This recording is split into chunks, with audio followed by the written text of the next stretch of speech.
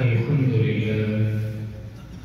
لله نحمده ونستعينه ونستغفره ونؤمن به ونتوكل عليه ونعوذ بالله من شرور أنفسنا ومن سيئات أعمالنا من يهده الله فلا مضل له ومن يضلله فلا هادي له ونشهد أن لا إله إلا الله وحده لا شريك له ونشهد أن سيدنا ومولانا محمدا عبده ورسوله أما بعد فأعوذ بالله من الشيطان الرجيم بسم الله الرحمن الرحيم هل أتاك حديث ضيف إبراهيم المكرمين وقال النبي صلى الله عليه وسلم من كان يؤمن بالله واليوم الآخر فليكرم ضيفه صدق الله وصدق رسوله النبي الكريم ونحن على ذلك من الشاهدين والشاكرين والحمد لله رب العالمين اللهم صل على سيدنا محمد النبي الأمي وعلى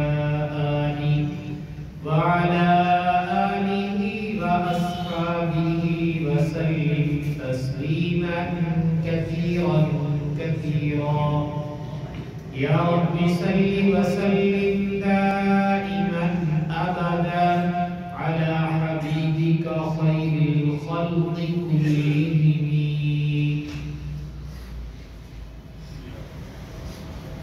اللہ جل شانہ نے اس آیت کریمہ میں سیدنا ابراہیم علیہ السلام کے مہمانوں کا تذکرہ کیا ہے۔ حق تعالیٰ فرماتے ہیں هل اتاک حدیث ضیف ابراہیم المکرمین کہ کیا آپ کے پاس ابراہیم علیہ السلام کے پاس آنے والے معزز اور محترم مہمانوں کا واقعہ نہیں پہنچا، ان کا قصہ ہی کیا آپ لوگوں نے سنا؟ تو میں نے کہا اللہ تعالیٰ نے اس واقعے اور ان آنے والے مہمانوں کا تذکرہ کیا ہے کہ جب وہ آئے تو قالوا سلاما، انہوں نے سلام عرض کیا اور ابراہیم علیہ السلام نے بھی سلام کا جواب دیا۔ فراغ الی اہلہ، اور پھر جلدی سے اپنے گھر گئے اور جو تیار تھا کھانا وہ لا کر ان کے سامنے پیش کر دیا۔ اللہ تعالیٰ نے انبیاء علیہ السلام کو جو زندگی دی ہوتی ہے اس زندگی کا نام شریعت ہے۔ انسانوں کو زندگی گزارنے کا سلیقہ اور طریقہ وہ انبیاء علیہ السلام سکھانے کے لیے آتے ہیں۔ یاد رکھتے ہیں دنیا کی چیزیں، دنیا کی ایجادات وہ تو میں اور آپ سیکھ سکتے ہیں، دائیں بائیں سے بھی سیکھ سکتے ہیں، لیکن جسے کہتے ہیں نا انسانوں والی زندگی، یہ نبی ہی سکھاتے ہیں۔ نبی کے علاوہ کوئی اور نہیں ہے جو مجھے اور آپ کو بتا سکے کہ انسانی زندگی کسے کہا جاتا ہے یا تمہیں دنیا میں کس طرح زندگی گزارنی چاہیے، یہ طریقہ صرف انبیاء علیہ السلام بتلاتے ہیں۔ جو اس طریقے سے زندگی گزارے گا وہ دنیا اور آخرت میں مزے لے گا، اور جو اس سے ہٹ کر زندگی گزارے گا اس کی دنیا میں الجھنوں والی ہوگی اور بھائی آخرت تو بہت پریشانی والی بنے گی۔ سیدنا ابراہیم علیہ السلام آپ ہمارے جد امجد ہیں، چونکہ ہمارے نبی پاک صلی اللہ علیہ وسلم ابراہیم علیہ السلام کی دعا کا نتیجہ تھا۔ ابراہیم علیہ السلام نے حضور کی آمد کی دعا مانگی تھی اللہ تعالیٰ سے کہ باری تعالیٰ یہاں ایک نبی بھیجیے اور جو تیرے گھر کو بیت اللہ کو آباد کرے اور باقی یہاں کے لوگوں کی راہ راست کا ذریعہ بنے۔ تو آپ حضرت ابراہیم علیہ السلام نے حضور کی آمد کے لیے دعا مانگی، اور حضرت ابراہیم کے بیٹے ہیں سیدنا اسماعیل علیہ السلام اور رسول پاک صلی اللہ علیہ وسلم سیدنا اسماعیل علیہ السلام کی اولاد میں سے. تو میں نے کہا وہ جد امجد ہے. اور اللہ تعالیٰ نے ہمیں ابراہیم علیہ السلام کے بہت قریب بنایا ہے.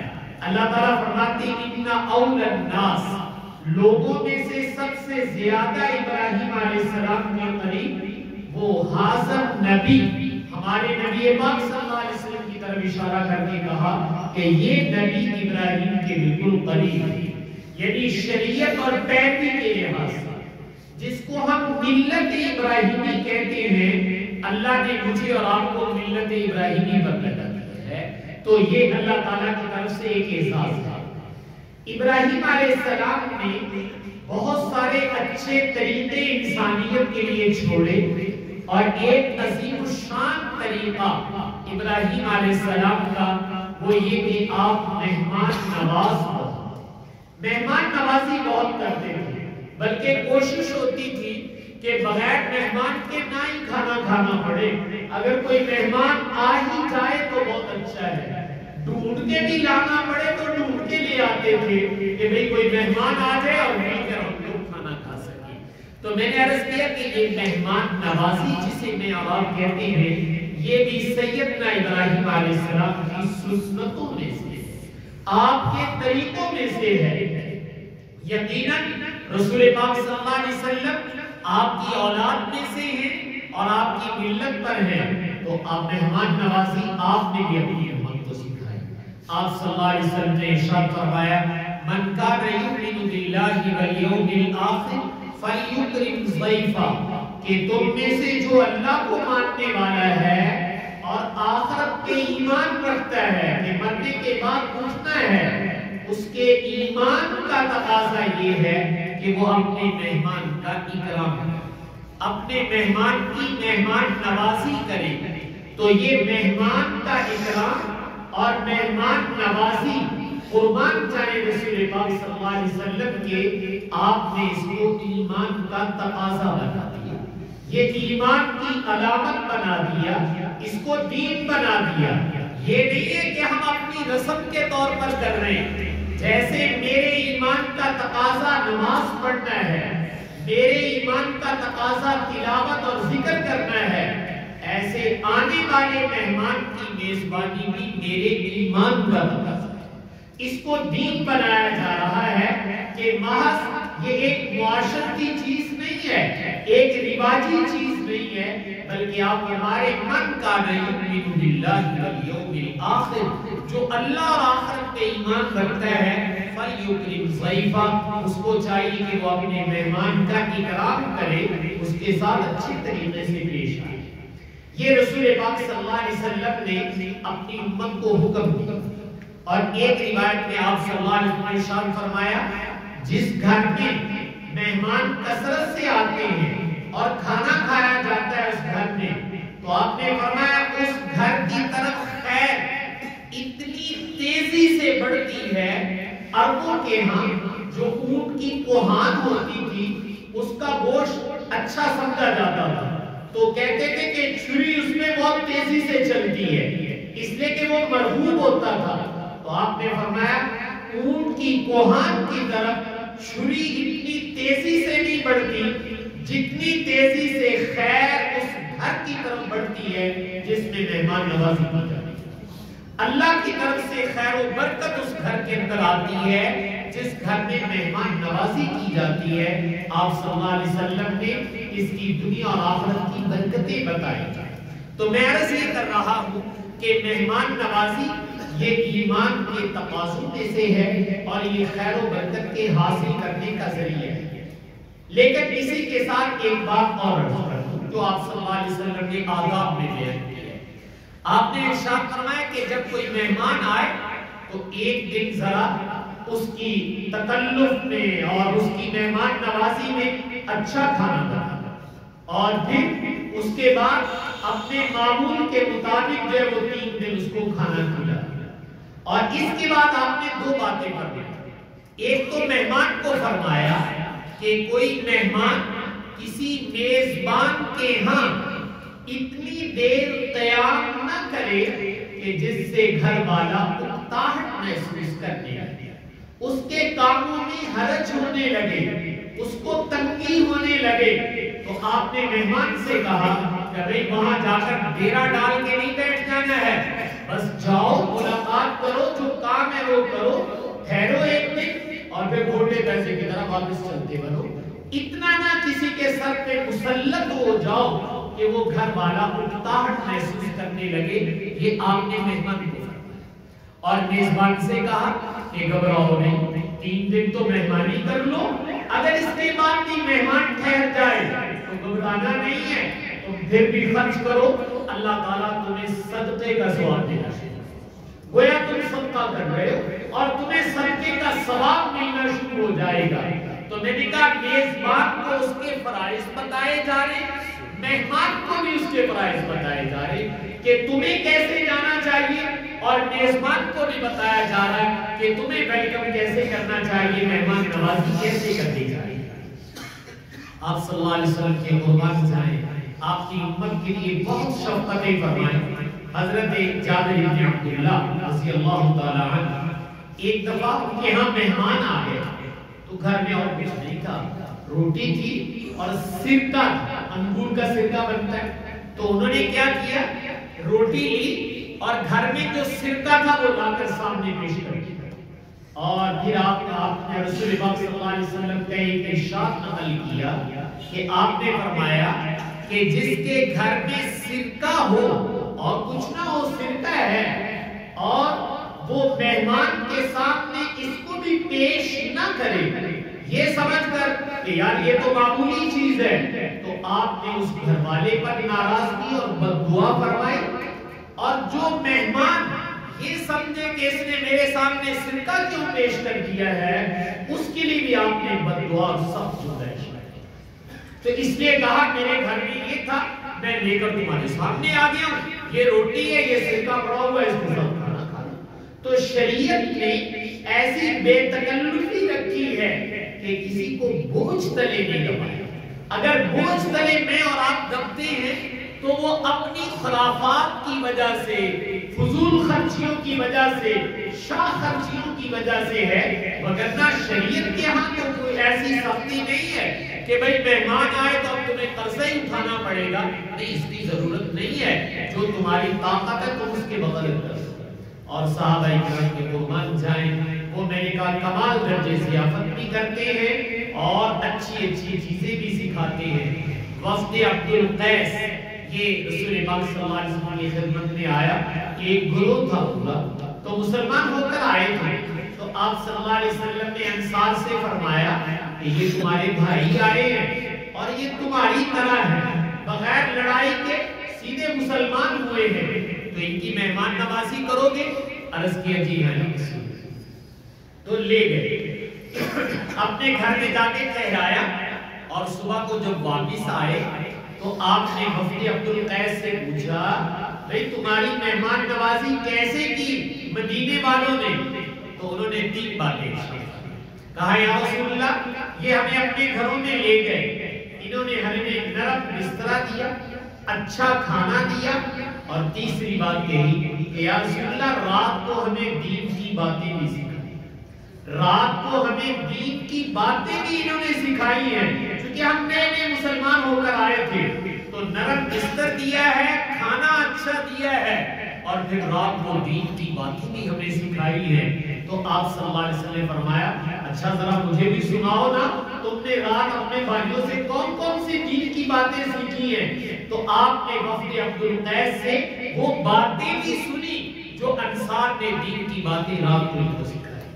تو گویا یہ میزبانی جہاں اس کی ضیافت کی جا رہی ہے، اس کی سہولت دیکھی جا رہی ہے، وہاں اگر دین سکھانے کی ضرورت ہے تو دین بھی صحابہ کرام سکھا رہے تھے ساتھ کے ساتھ۔ تو میں یہ عرض کر رہا تھا کہ یہ مہمان نوازی یہ ہمارے دین کا حصہ ہے، اس کو ایمان کی علامت قرار دیا گیا ہے، اور سیدنا ابراہیم علیہ السلام کے طریقوں میں سے اس کو طریقہ قرار دیا گیا ہے کہ ابراہیم علیہ السلام مہمان نواز بہت تھے، تو رسول پاک صلی اللہ علیہ وسلم بھی اسی طریقے سے اپنے آنے والے کی مہمان نوازی خود فرمایا کرتے ہیں۔ بلکہ اپنے مہمان کی خدمت آپ اپنے ہاتھ سے فرمایا کرتے تھے کہ بھئی یہ میرے مہمان ہیں، لہٰذا مجھے ان کی میزبانی اور خدمت خود کرنی چاہیے۔ اور آپ صلی اللہ علیہ وسلم کبھی کبھی صحابہ کے ہاں خود بھی مہمان بن جاتے، کبھی کبھی صحابہ دعوت بھی دیتے، لیکن بے تکلفی بہت۔ ایک حدیث میں واقعہ آتا ہے کہ رسول پاک صلی اللہ علیہ وسلم تشریف فرما تھے، ایک صحابی آ کے عرض کیا یا رسول اللہ ہم نے اپنے گھر کھانا بنایا اور کھانا بہت لذیذ ہے، ٹیسٹی ہے، تو ہم چاہتے ہیں کہ آپ بھی تشریف لے آئیں اور کھانا کھائیں۔ تو جب رسول پاک صلی اللہ علیہ وسلم کو دعوت ملی تو آپ نے ارشاد فرمایا کہ میں اکیلا نہیں آ سکتا، میرے ساتھ میرے گھر والے یعنی سیدہ عائشہ بھی ساتھ ہیں۔ یہ آپ نے فرمایا کہ میں اکیلا نہیں آ سکتا، اپنے گھر کی حالت معلوم تھی کہ میرے ساتھ عائشہ بھی آئے گی۔ تو وہ بے تکلف صحابی تھے، کہنے لگے یا رسول اللہ صرف آپ اکیلے کے لیے کھانا ہے، بیگم کے لیے نہیں ہے، اس لیے آپ اکیلے آ سکتے تو آ جائیں، نہیں تو رہنے دیں۔ پھر چلے گئے، تھوڑا دور گئے، پھر واپس آئے، آ کر عرض کیا یا رسول اللہ کھانا بنا ہوا ہے، تیار ہے اور بہت مزیدار ہے، ہم چاہتے ہیں آپ تشریف لے آئیں۔ تو آپ نے فرمایا کہ میں اکیلا تو نہیں آ سکتا، گھر والے بھی ساتھ ہیں، اگر کہو تو ہم دونوں آ جاتے ہیں۔ تو عرض کیا نہیں کہ رسول اللہ میں نے تو آپ کے لیے بنایا ہوا، آپ اکیلے آ سکتے تو آ جائیں۔ تیسری دفعہ پھر وہ صحابی آئے اور انہوں نے یہی بات کہی، آپ نے پھر یہی جملہ ارشاد فرمایا۔ تو انہوں نے عرض کیا یا رسول اللہ کھانا چونکہ صرف آپ کے لیے تھا، یعنی مقدار اتنی تھی کہ آپ کا پیٹ بھر جائے، لیکن اگر آپ اپنی اس کھانے کو تقسیم کرنا چاہتے ہیں کہ چلو آدھا میں کھا لوں آدھا بیگم کھا لے تو پھر آپ اس کو بھی لے آئے، ہماری طرف سے تو آپ ہی کے لیے۔ تو آپ صلی اللہ علیہ وسلم گھر والوں کو لے کر گئے اور وہ کھانا میاں بیوی نے تناول فرمایا۔ یہاں میں نے عرض کیا کہ صحابہ کرام کی ایک بے تکلفی بھی ٹپکتی ہے اور مہمانی اور مہمان کے آداب بھی پتہ چلتا ہے۔ ایک ادب تو یہ ہے کہ اگر کسی نے مجھے اکیلے دعوت دی ہے تو میں میزبان کے کہے بغیر اپنے ساتھ لاؤ لشکر نہ لے کر پہنچ، یہ آداب کے خلاف ہے، یاد رکھیے گا۔ اگر دعوت مجھے اکیلے ہے تو میں 2-4 لنگوٹیاں بھی ساتھ اکٹھے کر کے لے جاؤں، اپنے خدام کو بھی ساتھ لے جاؤں، یہ غلط اور ناجائز ہے۔ اگر یہ اختیار ہوتا تو حضور کو آپ صلی اللہ علیہ وسلم نے پوچھا ہے کہ اگر اجازت ہو تو گھر والوں کو لے آؤ، اور ان کی بھی بے تکلفی ہے کہ نہیں یا رسول اللہ آپ کے لیے اکیلے بنایا ہوا ہے۔ نہ آپ نے غصے ہوئے کہ بھئی کیسا آدمی ہے جو میرے ساتھ میری بیگم کی دعوت کیوں نہیں قبول کرتا، اور نہ اس نے کوئی ایسا محسوس کیا، انہوں نے سمجھا کہ ایک ہی آدمی کا کھانا ہے، چلو حضور کا پیٹ بھر جائے یہ کافی ہو جائے گا۔ لیکن میں نے کہا بے تکلفی کی فضا بھی ہے اور ادب بھی بتایا جا رہا ہے کہ بغیر اجازت کے کسی کے ہاں کھانے میں پہنچ جانا یہ بہت بری بات ہے، بلکہ حدیث کے الفاظ تو بڑے سخت ہیں کہ جو بغیر اجازت کے کہیں کھانے میں جا کر گھس جاتا ہے اس کو دعوت نہیں ہے، ویسے کسی کے ساتھ چلا گیا چلو جی بولی تو اڈینار چل ہے اور ان کو نہیں بتایا گیا، تو ایسی صورت میں آپ نے فرمایا کہ یہ جب داخل ہوا تو یہ چور تھا اور جب یہ کھانا کھا کے نکلے گا تو یہ ڈاکو ہو۔ اس لیے میں نے عرض کیا کہ یہ مہمانی کے آداب کے خلاف ہے۔ جتنوں کو دعوت بس اتنے ہی آئیں، اس سے زیادہ آنے کی قطع نہیں ہے، اور کسی کے سر پہ یوں مسلط ہو جانا کہ جس سے اس کو الجھن اور پریشانی ہو، تو میں نے کہا اس کی اجازت ہماری شریعت کے اندر نہیں ہے۔ رسول پاک صلی اللہ علیہ وسلم کبھی کبھی دل بستگی کے طور پر خود بھی تشریف لے جاتے تھے، چونکہ بے تکلفی تھی۔ تو ایک دن آپ نے دیکھا کہ ابو بکر تشریف لائے، پوچھا کیا بات ہے، عرض کیا یا رسول اللہ بھوک سے تنگ ہو کر نکلا، تھوڑی دیر ہوئی تو حضرت عمر بھی آ گئے، پوچھا کیا بات ہے، عرض کیا یا رسول اللہ بھوک سے لاچار ہو کر نکلا ہوں، تو کہا آ جاؤ میرے ساتھ لیا اور ایک انصاری صحابی کے گھر چلے گئے۔ جب وہاں پہنچے اس کے باغ کے اندر تو جا کر سلام کیا، تو پوچھا ان کا، تو گھر والوں نے بتایا کہ وہ پانی پینے کے لیے گئے، ابھی آ جاتے ہیں۔ آپ ابھی یہ بات کر رہے تھے کہ وہ آ گئے، اور انہوں نے عرض کیا کہ الحمدللہ آج میرے گھر میں कायनात के सबसे ऊंचे लोग मेहमान हैं। इससे बेहतर मेहमान मेरे घर में नहीं आए कि नबी हैं, अबू बकर है और उमर है। तो जल्दी से बिठाया और खजूरों का खोशा तोड़ के लाए। अर्ज के या रसूलल्लाह ये तनावुल फरमाए, माँ हज़रा जो है। उसके बाद छुरी उठाई और जानवर ज़बह करने के लिए जाने लगे तो आपने रोका। आपने फरमाया देखो दूध वाला जानवर न ज़बह करना, जिससे घर में दूध लेते हो वो जानवर न ज़बह करना। खुशी में आकर कोई छोटा बच्चा जो है वो ज़बह कर लो, हमारी वजह से तुम्हारा कोई नुकसान नहीं होना चाहिए। तो आपने सख्ती से मना किया कि दूध वाला जानवर न ज़बह करो। उन्होंने बकरी का बच्चा ज़बह किया, खाना बनाया गया और रसूल पाक सल्लल्लाहु अलैहि वसल्लम ने तनावुल फरमाया, पानी भी पिया। हदीस में आता है जब आप फारिग हो गए तो आपने अपने दोनों साथियों को एक बात इरशाद फरमाई। आपने फरमाया, अल्लाह ताला कुरान शरीफ में फरमाते हैं सुम्मा लतुसअलुन्ना यौमइज़िन अनिन नईम, फिर क़यामत के दिन तुम्हारे से अल्लाह अपनी नेमतों के बारे में सवाल करेगा। ये खाना अल्लाह ने दिया, ठंडा और मीठा पानी अल्लाह ताला ने दिया है, तो देखो क़यामत के दिन इसका सवाल किया पूछा जाएगा इसके ऊपर। हालांकि ये वो लोग थे जो भूख से लाचार होकर घर से निकले थे, तो आप सल्लल्लाहु अलैहि वसल्लम बेतकल्लुफ भी कभी-कभी जाया करते थे, लेकिन उनके यहाँ जिनके साथ बेतकल्लुफी थी रसूल पाक सल्लल्लाहु अलैहि वसल्लम। तो भारत आने वाले मेहमान की ज़ियाफत और मैंने कहा खत्ता पेशानी से पेश आना, ये मेरे और आपके दीन का तकाज़ा है। मेहमान को कभी अपने ऊपर बोझ नहीं समझना चाहिए, बल्कि मेहमान को अल्लाह ताला की रहमत समझना चाहिए। अल्लाह ताला ने उसका रिज़्क मेरे घर में लिखा हुआ था, शुक्र करो कि वो चल के आ गया है और मेरे घर में आकर अपना रिज़्क खा के चला गया है। ये भी तो हो सकता था अल्लाह मुझे पाबंद बनाते कि चलो उसको लेके आओ, तो मुश्किल हो जाता। तो इसलिए मेहमान नवाजी, मैंने कहा ये मेरे और आपके दीन का हिस्सा है, हमारे दीन का तकाज़ा है।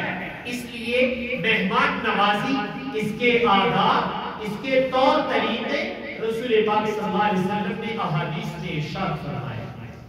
बल्कि एक रिवायत में तो आपने यूं भी फरमाया कि अगर कोई शख्स किसी कौम, किसी अदालते वाले, किसी घर वाले वो उनका मेहमान बने और वो आगे से मेहमानी से इनकार कर दे, तो शरीयत ने उसका हक बनाया है अगर वो किसी भी तरीके से अपना हक मेहमानी का वसूल करना चाहे तो वसूल भी कर सकता है।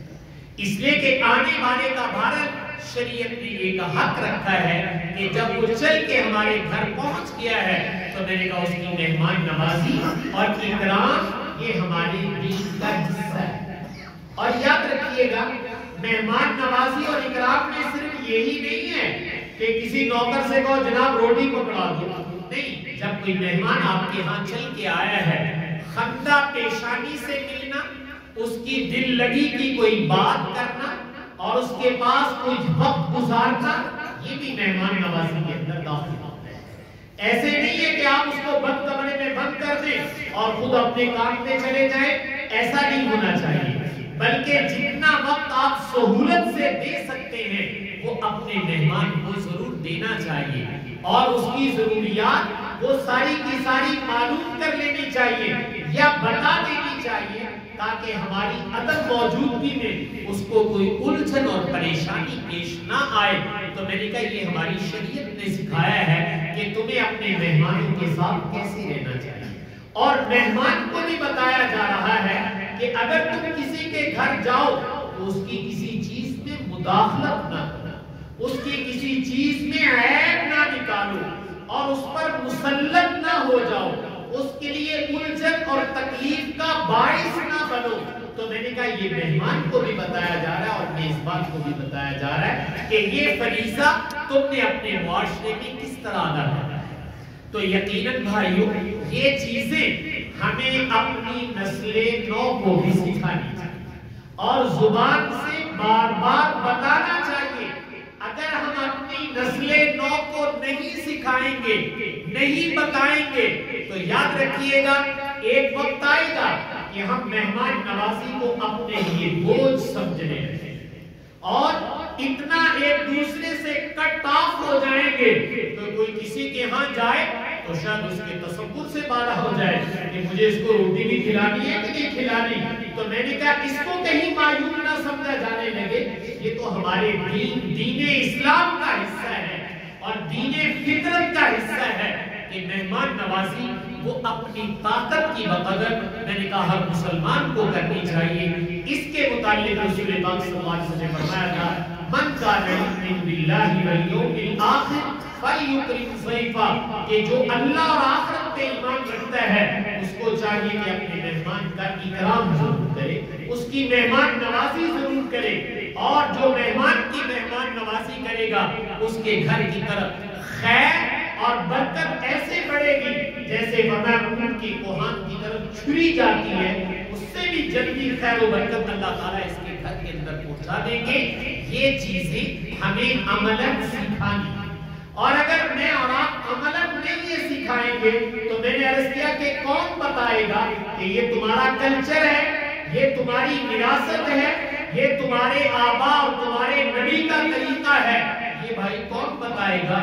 یہ چیزیں آہستہ آہستہ ہمارے معاشرے سے ختم ہوتی جا رہی ہیں. جبکہ مسلم معاشرہ اس کے اندر تو یہ سوچا بھی نہیں جا سکتا تھا کہ کوئی مسافر، کوئی مہمان آئے اور اس کو رہنے کے لیے جگہ نہ ملے یا کھانے کے لیے روٹی نہ ملے.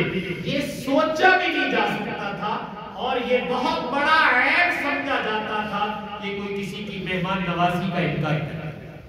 آپ لوگوں نے قرآن شریف میں ایک واقعہ پڑھا ہے، حضرت خضر اور حضرت موسیٰ علیہ السلام ایک بستی میں گئے اور ان بستی والوں نے اپنے زمانے میں مہمان نوازی سے انکار کر دیا. فَأَبَوْا أَن يُضَيِّفُوهُمَا، انہوں نے انکار کر دیا ان کی مہمان نوازی کرنے سے.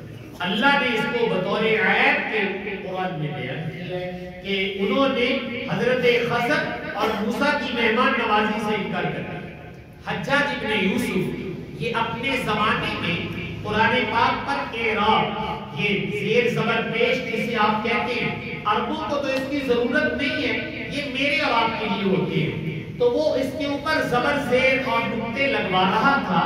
تو یہ جو بستی والے تھے جن کا تذکرہ قرآن نے کیا ہے وہ تو ان کی پہلے آبا و اجداد کئی صدیاں پہلے کر گئے تھے، یہ بھی اسی علاقے کے رہنے والے تھے. تو یہ بہت بڑا نذرانہ لے کر حجاج کے پاس آئے اور آ کر کہا کہ آپ قرآن پاک پر نقطے لگوا رہے ہیں، اس میں قرآن میں اللہ تعالیٰ نے کہا فَأَبَوْا، با کے ساتھ ہے، اس کا معنی ہوتا ہے انکار کرنا. تو آپ بجائے ابو کے با کو تا بنا دیں اور اوپر دو نقطے ڈال دیں، تو اب یہ عیب ہمارے اوپر سے اتر جائے گا کہ ہمارے علاقے والوں نے ان کی مہمان نوازی نہیں کی تھی. اور اگر پڑھا جائے فَأَتَوْا تو اب ترجمہ یہ ہو جائے گا وہ آئے اور ان کی مہمان نوازی کرنے لگے. تو انہوں نے کہا مہمان نوازی نہ کرنا یہ اتنا بڑا عیب ہے جو ہمارے آبا و اجداد کی غلطی ہے، خمیازہ ہم بھگت رہے ہیں، اس لیے یہ ہمارے سے پیسے لو اور یہ عیب ہمارے اوپر سے اتار دو. تو حجاج ابن یوسف نے کہا کہ تلوار لے کے آؤ. جب تلوار لائی گئی تو کہا کہ تمہاری گردنیں اس سے اتار دو کہ تم نے یہ جرات کیسے کی کہ قرآن پاک میں میرے سے تبدیلی کرتے ہو. ٹھیک ہے تمہارے بڑوں نے یہ غلطی کی کہ مہمان نوازی نہیں کی، اللہ تعالیٰ قیامت تک اس کو باقی رکھیں گے کہ اس علاقے والوں نے مہمان نوازی سے انکار کیا تھا. تمہارے بڑوں کا یہ عیب یہ قیامت تک بیان کیا جاتا رہے گا. اور خبردار اگر دوبارہ مطالبہ کیا تو میں تمہاری گردن اڑا کے رکھوں گا. قرآن میں تبدیلی چاہتے ہیں لیکن میں بتانا یہ چاہتا ہوں کہ یہ عیب کی بات ہے، یہ بہت گھٹیا حرکت ہے کہ انسان میزبانی کو اپنے لیے بوجھ سمجھنے لگے اور نعوذ باللہ اس سے انکار کر دے. ایسا مسلم معاشرے میں سوچا نہیں جا سکتا. تو ہم اپنی نسل نو کو یہ بتائیں کہ یہ ہمارے ایمان کا تقاضا ہے، ہمارے نبی پاک کی سنت ہے اور مسلمانوں کا کلچر ہے کہ جب کوئی مہمان آتا ہے تو ہم اس کا اکرام کرتے ہیں اور اپنی بساط کے مطابق اس کی مہمان نوازی کرتے ہیں. حق تعالیٰ مجھے آپ کو کرنے کی توفیق